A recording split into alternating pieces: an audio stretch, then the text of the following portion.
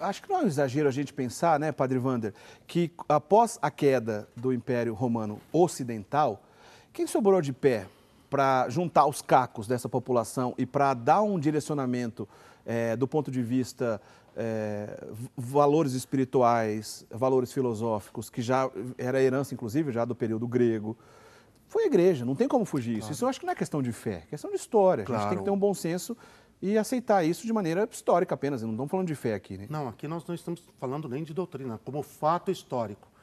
Quem vai reaglutinar a sociedade, quem vai dar uma nova forma, quem vai dar direcionamento, quem vai dar ordem, quem vai dar estrutura, quem vai organizar esse mundo novo, um novo mundo, que aí nasce, claro, do Evangelho, e só pode ser do Evangelho, foi a Santa Igreja.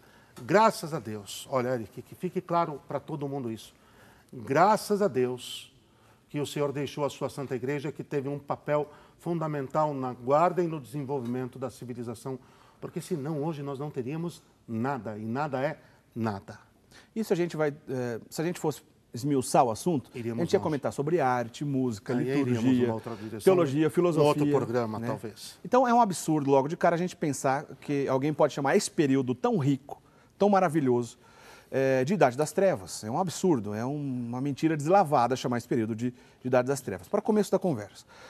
Agora, Padre Wander, o povo desse período, que viveu esses quase 1000 anos que a gente comentou agora, da chamada período medieval ou da Idade Média, eles foram influenciados por esses valores, e esses valores cristãos, à medida que foram se solidificando na sociedade, no Estado, na sociedade europeia como um todo, pensar em algum tipo de distorção nesse pensamento cristão não influencia só a igreja, e sim a sociedade como um todo. É correto pensar assim, né? Correto pensar assim. Se a sociedade medieval, que você ressaltou bem, Eric, talvez como período da história, não houve um período tão producente, um período tão belo, um período tão forte, intelectual e espiritualmente quanto a Idade Média.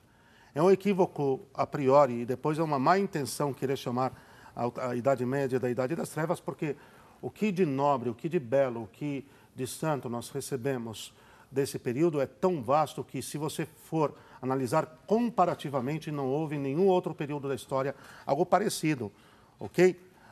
Agora, o que acontece é que, se a sociedade está fundada sobre o alicerce da fé, sobre os valores cristãos, sobre os valores morais do Evangelho, e chega alguém que tenta implodir esse alicerce, e, portanto, implodindo esse alicerce, ele destrói a sociedade, é claro que a reação vai ser comum a todos, não é que é uma reação da igreja.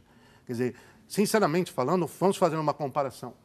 Se chega um grupo de malucos, que resolvem queimar uma cidade inteira e pôr fogo em todas as casas, não precisa a igreja chegar e dizer que aquilo é um pecado. Naturalmente falando, aquilo vai extinguir a vida daquela sociedade, daquela civilização. Não precisa a igreja chegar e dizer, não, é um pecado, é uma tentativa homicida, é um pecado mortal contra o 5º mandamento, porque a própria sociedade vai reagir. Quer dizer, se a gente está querendo pôr fogo nas nossas casas e destruir o nosso habitat e destruir as nossas vidas, mas não vão mesmo.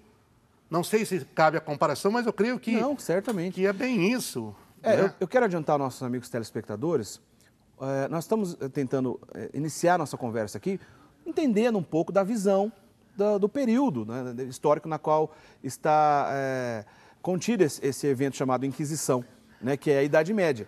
Então, de uma forma rápida, a gente tentou começar essa conversa, mas dá para dizer, né, sem medo de ser feliz, a mentalidade religiosa e a mentalidade política desse período eram parecidas, já que as pessoas de toda aquela sociedade eram influenciadas pelos valores cristãos e diretamente por outros valores que a igreja manteve viva, como a gente já disse aqui, a música, as artes como um todo, a literatura, filosofia, assim por diante. Perfeito.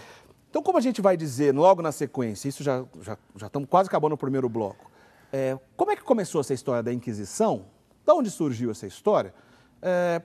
Para entender o que é a Inquisição, eu queria que a gente entendesse, antes ainda de partir propriamente dito para a história, o que a igreja fez em relação a esse episódio chamado Inquisição, um outro conceito que é muito importante para o entendimento desse assunto, que é a heresia, né? Antes de a gente falar em algumas heresias específicas, nos ajude a entender então, Padre Wander, o que é uma heresia. Olha, antes de entrar na heresia, me permite Tá. duas coisas. Se eu me inflamar, não se preocupem não, Tá. viu? É que é um tema que toca em... não adianta. A paixão pela verdade, como dizia o Papa Bento XVI. E é um tema né? tão distorcido por aí que a gente tenta aqui pelo menos falar aquilo que a igreja pensa, a história correta, né? Não tem como. Agora, a convivência entre o poder espiritual, entre a igreja, o poder temporal, o poder político, naquele momento, há que se dizer que estava marcado por uma verdade, a unidade de vida. Quer dizer, se faz aquilo que se é, naquilo que se acredita. Então, se todos os valores que permeiam a sociedade são valores cristãos autênticos, é claro que isso ia atingir todos os segmentos, inclusive a vida pública, a vida política, ainda que não concebida nos moldes atuais. Agora, Tá certo. ainda dá para falarmos da heresia? Vamos lá, vamos entender então ainda nesse bloco o que é a Inquisição.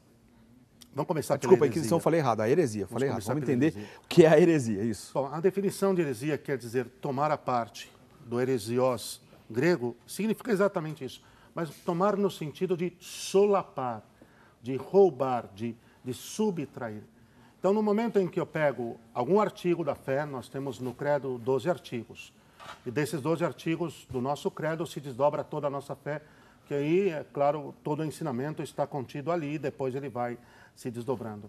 Se eu pego qualquer artigo da nossa fé e eu subtraio, eu retiro da unidade daquilo que ensina a igreja, isso é uma heresia. Certo. A partir do momento em que eu não aceito, que eu não concordo mais, que eu não professo, fatalmente eu estou roubando, eu estou desintegrando, eu estou solapando algo que para nós é precioso.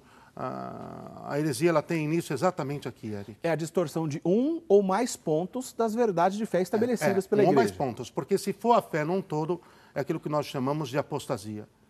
Se abandonar a fé completamente, a ponto da negação de Deus, aí eu abandono completo da fé. Eu vou negando um ponto ou outro, se bem que as heresias são o caminho certo para a apostasia. É preciso dizer isso, hein? Certo. É solapando de parte em parte que você chega, enfim, a negar o todo. Mas se nós negássemos o princípio de tudo, a raiz de tudo que é Deus, aí nós teríamos, de fato, uma apostasia. Então, assim, a gente vai para um primeiro intervalo. No próximo bloco, o Padre Wander vai começar explicando para a gente sobre uma das heresias que tem grande influência com a Inquisição, que é a heresia dos cátaros, né? Ou também conhecido como albigenses. A gente volta a falar depois do intervalo sobre isso e entende um pouco mais todo esse processo, já que o programa de hoje está dedicado a entender um pouco mais a Inquisição, tá certo? A gente vai para o intervalo, a gente volta já, não sai daí. Thank you very much.